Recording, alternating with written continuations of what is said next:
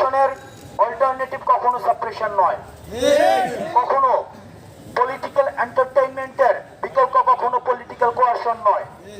কিন্তু আমরা বারবার দেখেছি সরকার আমাদের এই ইস্যুটিতে সলিউশনের বিকল্প হিসেবে সাপ্রেশনকে বেছে নিচ্ছেন। আমরা এই বিষয়টি আমাদের ছাত্রদেরকে আহত করছে। তারা আমাদের রাজনৈতিক চশমা দিয়ে আমাদেরকে অ্যাসেসমেন্ট দিচ্ছে, তারা আমাদের পলিটিক্যাল ফ্রেমওয়ার্কের ছকে ফেলে আমাদের রাজনৈতিক ক্যারেক্টার অ্যাসাসিনেশন করছে, যেটা আমরা আমাদের সাধারণ ছাত্রদেরকে আমাদের আহত করে। আমাদের এতদিন পর্যন্ত বাংলা ব্লকের কার্যক্রম ছিল এবং এই বাংলা ব্লকের কার্যক্রম অনেকেই সেটিকে জনদুর্ভোগ হিসেবে দেখানোর চেষ্টা করেছে।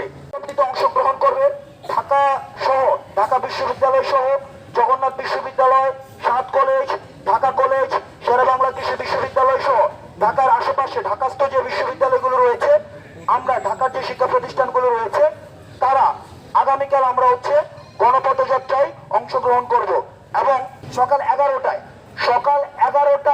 গণপথযাত্রা এবং রাষ্ট্রপতি বরাবর স্মারকলিপি প্রদান।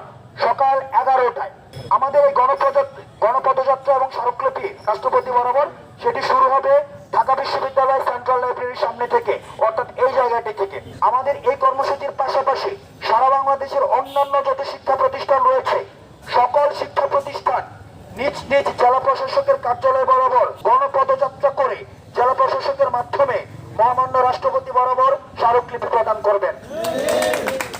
অর্থাৎ আমাদেরকে যে রাজপথে বারবার ঠেলে দেওয়া হচ্ছে, আমাদেরকে রাজপথে থেকে যেতে বাধ্য করা হচ্ছে, আমরা ছাত্ররা লজিক্যাল এন্ড কনস্ট্রাকটিভ সলিউশনের জন্য যতগুলো পথ প্রয়োজন আমরা ছাত্ররা সেই পথগুলো অবলম্বন করব।